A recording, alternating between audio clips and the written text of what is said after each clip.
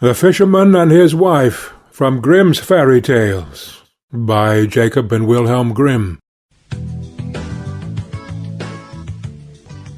Επιμέλεια Γιώργος Πιτροπογιαννάκης.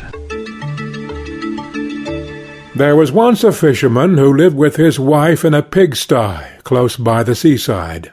The fisherman used to go out all day long a-fishing, and one day, as he sat on the shore with his rod, looking at the sparkling waves and watching his line, all of a sudden his float was dragged away deep into the water, and in drawing it up he pulled out a great fish. But the fish said, "Pray let me live. I am not a real fish. I am an enchanted prince. Put me in the water again, and let me go." "Oh," said the man, "you need not make so many words about the matter. I will have nothing to do with a fish that can talk. So swim away, sir, as soon as you please." Then he put him back into the water, and the fish darted straight down to the bottom, and left a long streak of blood behind him on the wave. When the fisherman went home to his wife in the pigsty, he told her how he had caught a great fish, and how it had told him that it was an enchanted prince, and how, on hearing it speak, he had let it go again. "Did you not ask it for anything?" said the wife. "We live very wretchedly here in this nasty, dirty pigsty. Do go back and tell the fish we want a snug little cottage." The fisherman did not much like the business.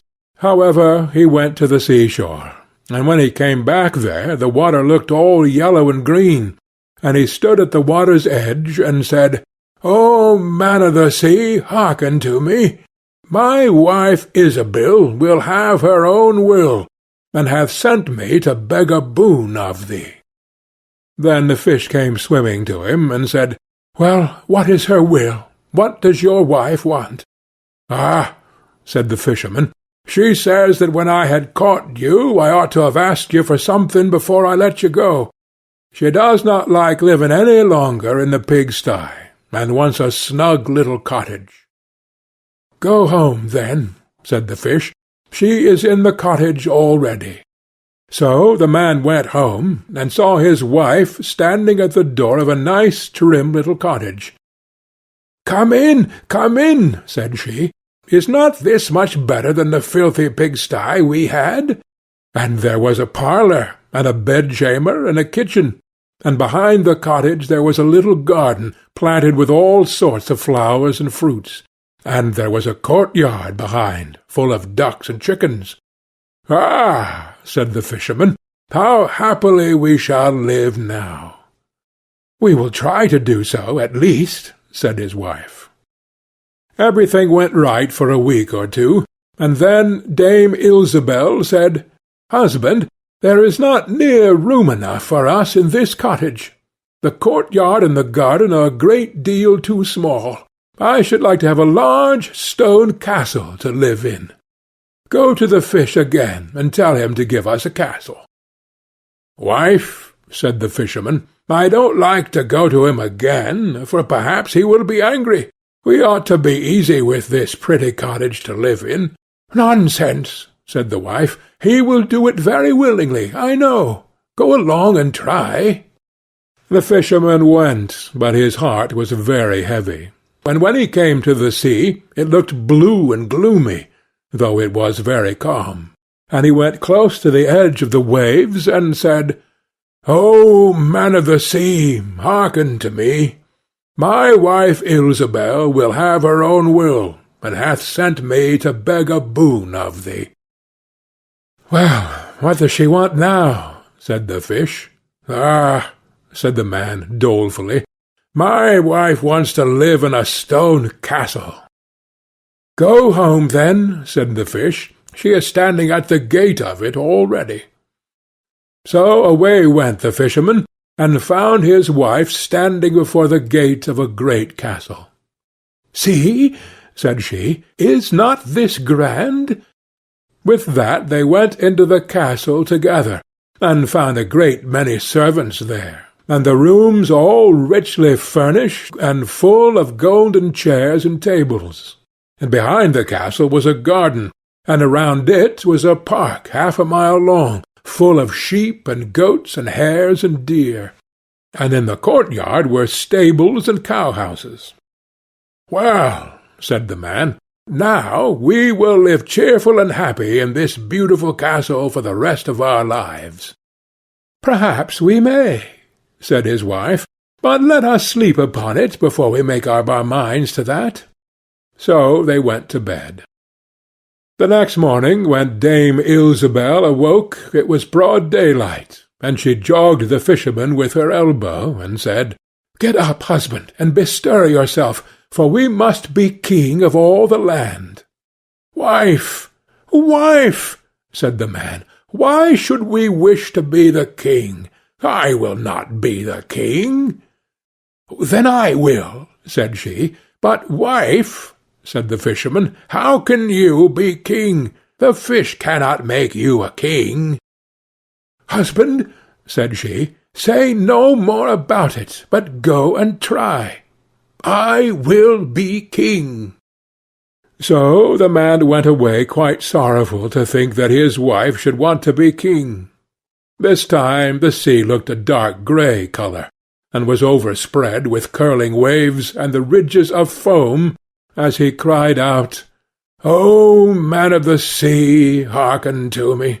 My wife Ilsebel will have her own will, and has sent me to beg a boon of thee." "Well, what would she have now?" said the fish.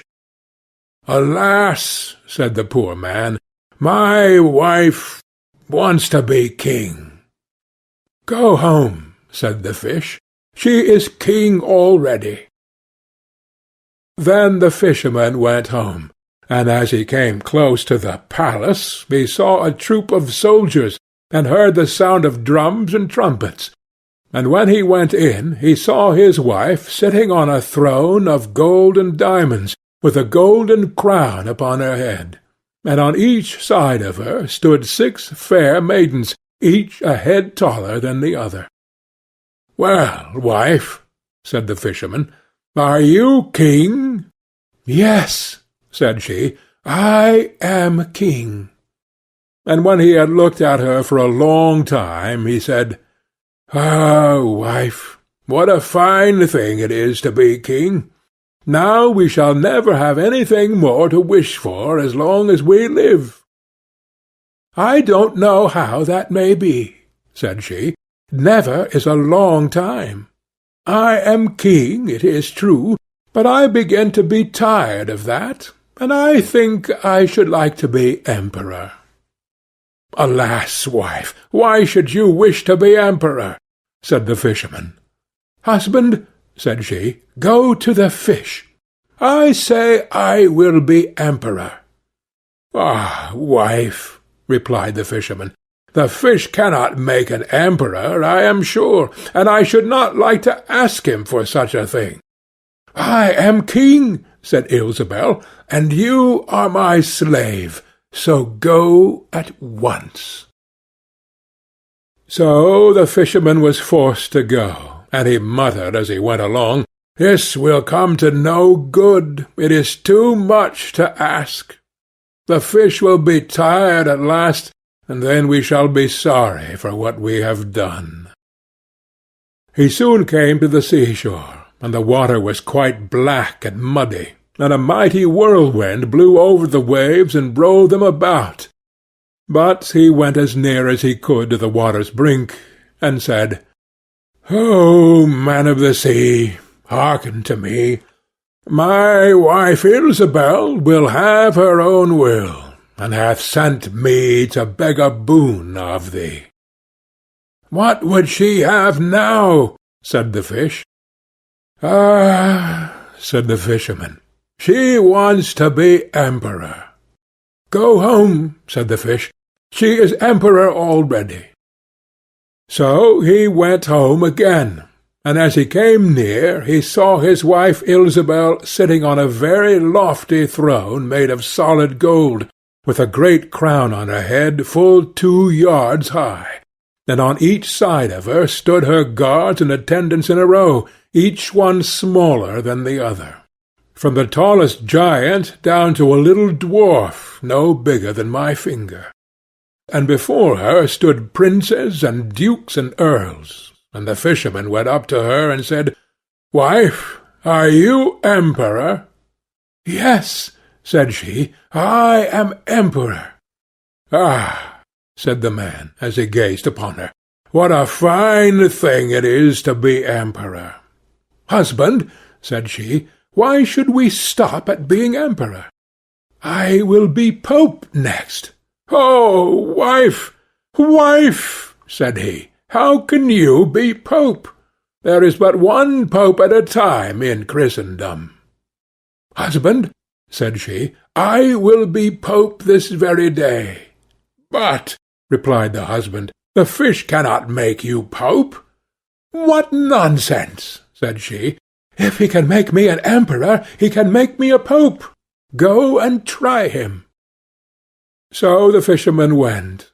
But when he came to the shore the wind was raging, and the sea was tossed up and down in boiling waves, and the ships were in trouble, and rolled fearfully upon the tops of the billows. In the middle of the heavens there was a little piece of blue sky, but towards the south all was red, as if a dreadful storm was rising. At this sight the fisherman was dreadfully frightened, and he trembled so that his knees knocked together. But still he went down near to the shore, and said, "Oh, man of the sea, hearken to me. My wife Ilsebil will have her own will, and hath sent me to beg a boon of thee." "What does she want now?" said the fish.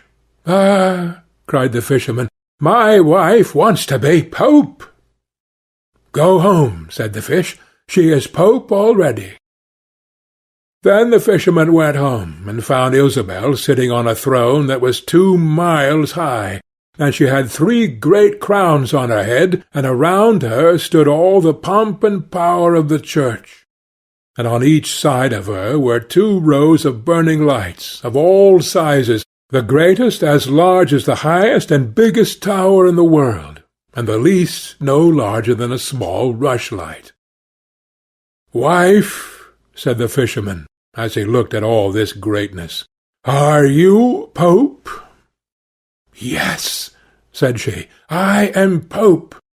"Well, wife," replied he, "it is a grand thing to be pope, and now you must be easy, for you can do nothing greater." "I will think about that," said the wife. Then they went to bed, and Dame Ilsebil could not sleep all night for thinking what she should be next. At last, as she was dropping asleep, morning broke, and the sun rose. "Ha!" thought she, as she woke up and looked at it through the window, "after all, I cannot prevent the sun rising." At this thought she was very angry, and wakened her husband, and said, "Husband, go to the fish, and tell him I must be lord of the sun and moon." The fisherman was half asleep, but the thought frightened him so much that he started and fell out of bed. "Alas, wife," said he, "cannot you be easy with being pope?" "No," said she, "I am very uneasy as long as the sun and moon rise without my leave. Go to the fish at once." Then the man went shivering with fear, and as he was going down to the shore a dreadful storm arose, so that the trees and the very rocks shook, and all the heavens became black with stormy clouds, and the lightnings played and the thunders rolled, and you might have seen in the sea great black waves swelling up like mountains, with crowns of white foam upon their heads. And the fisherman crept towards the sea, and cried out, as well as he could, "O man of the sea, hearken to me. My wife Ilsebil will have her own will, and hath sent me to beg a boon of thee." "What does she want now?" said the fish. "Ah," said he, "she wants to be lord of the sun and moon." "Go home," said the fish, "to your pigsty again." And there they live to this very day. End of The Fisherman and His Wife. Επιμέλεια Γιώργος Πιτροπογιαννάκης.